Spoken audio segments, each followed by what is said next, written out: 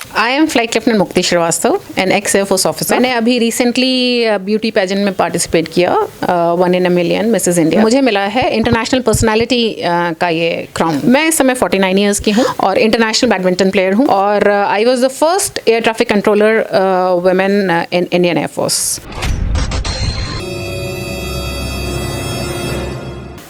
नमस्कार, मैं जय निवास टाइम्स लाइव इंडिया में आपका स्वागत है और स्वागत के साथ इस स्क्रीन पर एक और महिला, एक और लेडीज़, एक और वीमेन दिख रही है। उनके बारे में शायद आपको कुछ भी नहीं पता है, लेकिन मुझे जितना पता है उससे ज़्यादा इनको पता है और इसी बात की चर्चा आज आपके सामने करेंगे। सबसे पहले मैं कुछ पूछूं, मैम खुद अपने मुख से कहेगी मैं कौन हूं और क्या हूं। मैम अपना परिचय बताइए।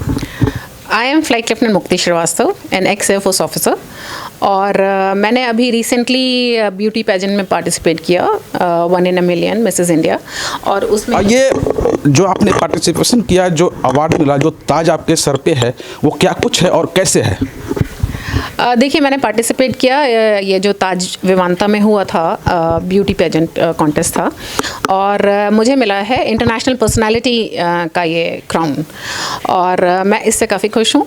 और इससे पहले मैंने कभी सोचा नहीं था कि मैं ऐसे किसी भी कंपटीशन में पार्टिसिपेट करूँगी और टाइटल जीत पाऊँगी।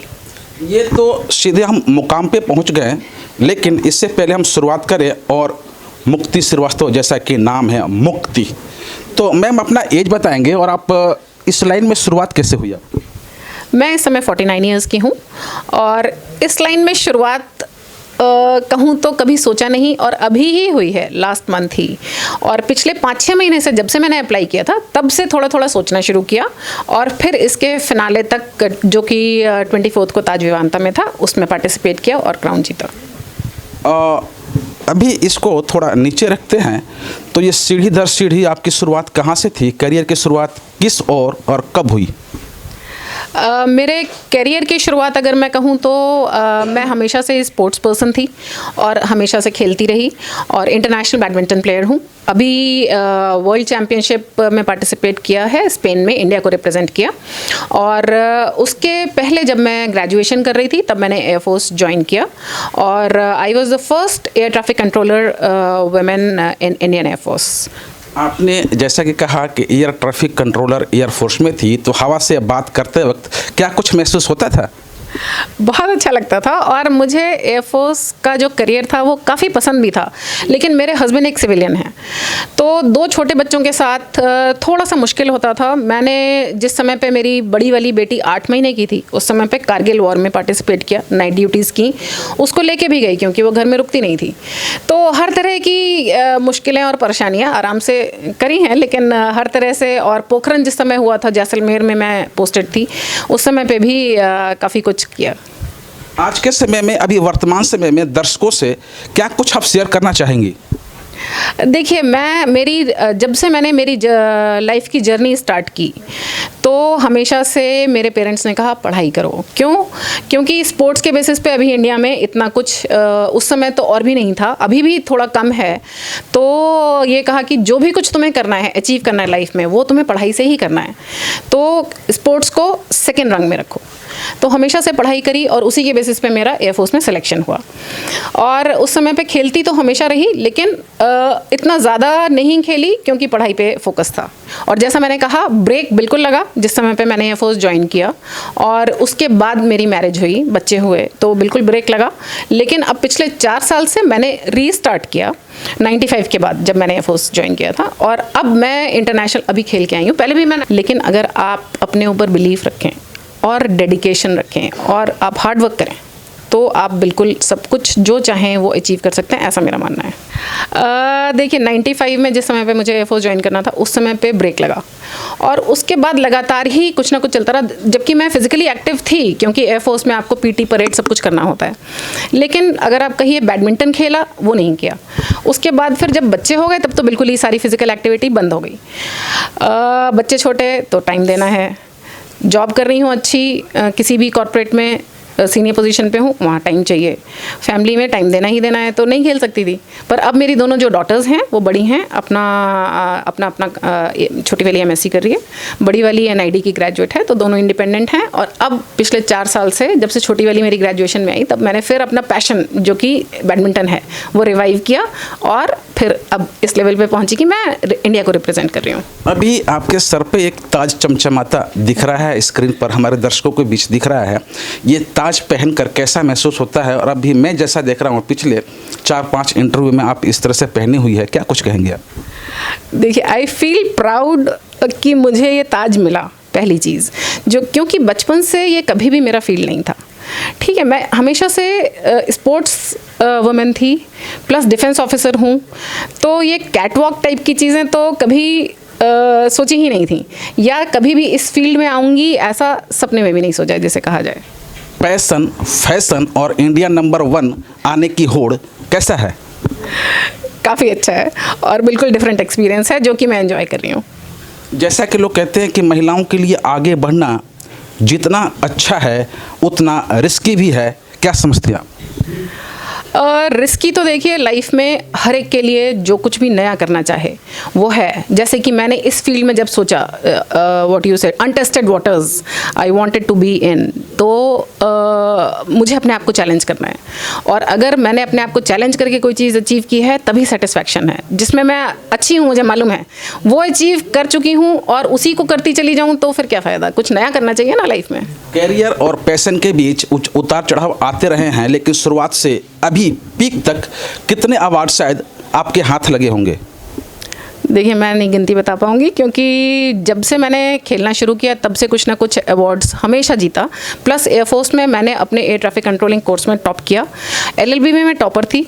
और उसके बाद से जब से मैंने एयरफोर्स छोड़ा है तो अवार्ड्स एज सच, क्योंकि मैं कुछ कर नहीं रही थी उस फील्ड में, नहीं था बीच में, लेकिन अब जब से मैंने फिर से खेलना शुरू किया है, लगातार अवार्ड्स जीत रही हूँ। स्टार्टिंग का तो नहीं पता, एट प्रेजेंट लेटेस्ट अवार्ड क्या आपके हाथ में है? देखिए, आप क्राउन देख रहे हैं, this is the latest award जो कि मेरा इंटरनेशनल पर्सनालिटी का Mrs India 1 in a million में मुझे मिला है।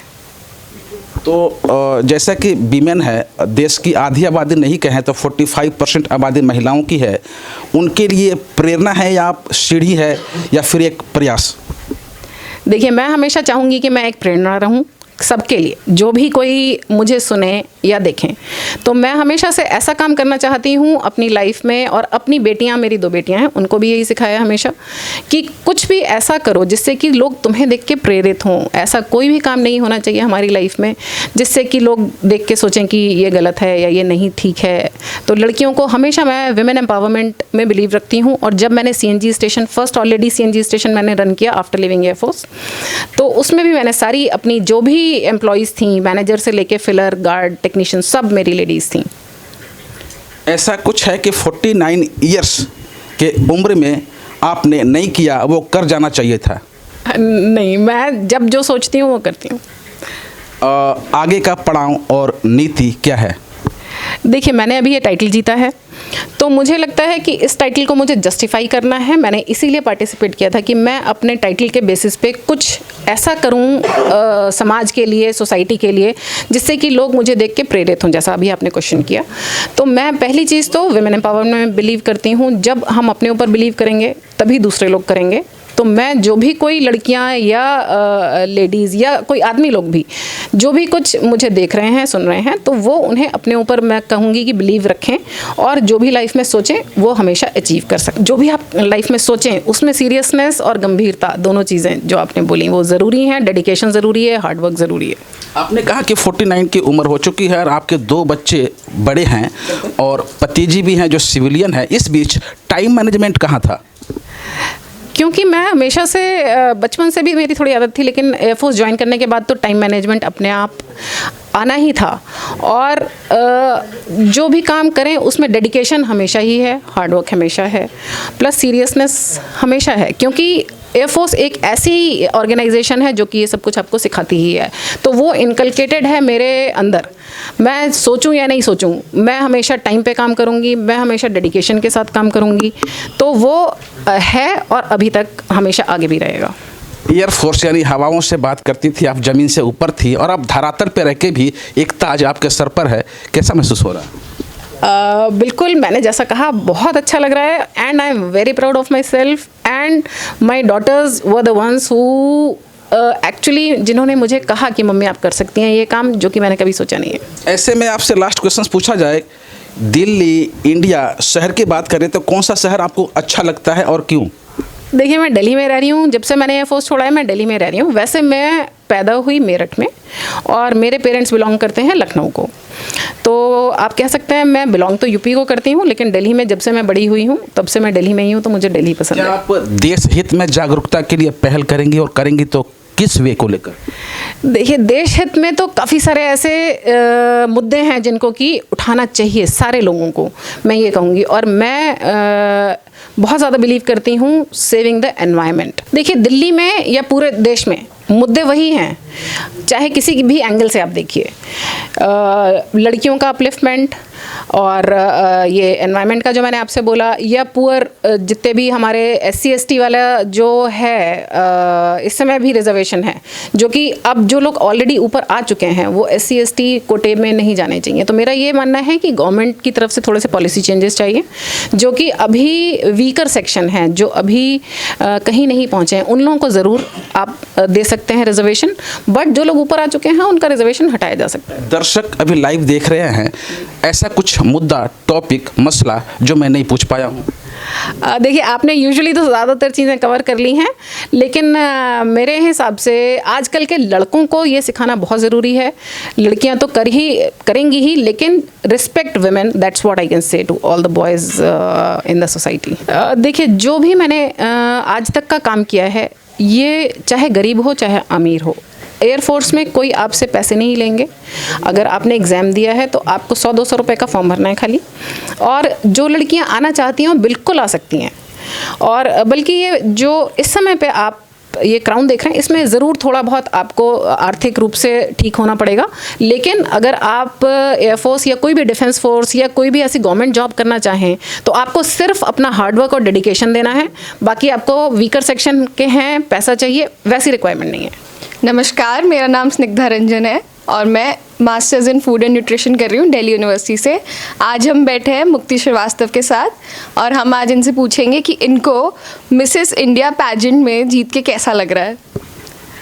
भाई, ऐसा है कि मुझे तो बहुत अच्छा लग रहा है और टाइटल मुझे ऐसा मिला है कि मुझे बहुत प्राउड फीलिंग है। आपका टाइटल तो बताइए। International personality. ये तो बहुत अच्छा टाइटल है, और हमने तो सुना है कि आप फ्लाइट लेफ्टिनेंट भी रह चुके हैं एयरफोर्स में। बिल्कुल, मैं first air traffic controlling officer थी इंडियन एयरफोर्स की। और उसके बाद आपने क्या किया?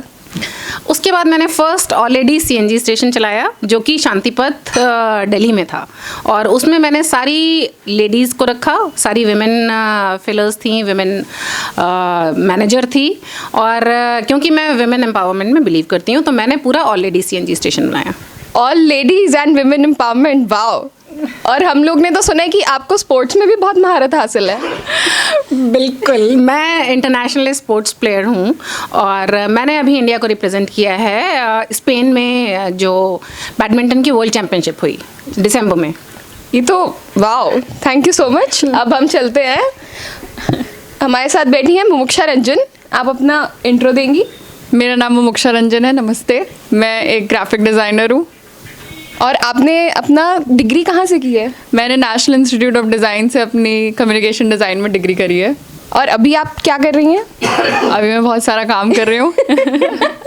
अरे वाह। और आप कौन सी कंपनी में हैं? मैं इस समय ब्रीथ वेलबींग में हूँ, जो कि डायबिटीज़ रिवर्सल कंपनी है। तो वहाँ पे मैं ग्राफिक डिज़ाइनर हूँ और मैं उनकी वेबसाइट भी डिज़ाइन करती हूँ। चलिए, ये तो बहुत ही अच्छा काम है। ये जो बैठी हैं यहाँ पे, ये मेरी मदर है, और ये जो बैठी हैं यहाँ पे, ये मेरी एल्डर सिस्टर है। और मैं खुद अपना फूड एंड न्यूट्रिशन में मास्टर्स कर रही हूँ, और मैं अपना फ्यूचर में न्यूट्रिशनिस्ट बनना चाहती हूँ। हार्ड वर्क लाइफ का मूल मंत्र है। अगर आपको भी आगे बढ़ना है तो टारगेट फिट करें और चलते रहें। क्या कुछ आपने देखा, अच्छा लगा तो कमेंट अवश्य करें। दिल्ली से जय निवास की यह रिपोर्ट। साथ आप ये वीडियो YouTube पर देख रहे हैं तो हमारे चैनल को सब्सक्राइब करें और बेल आइकन को दबाना ना भूलें।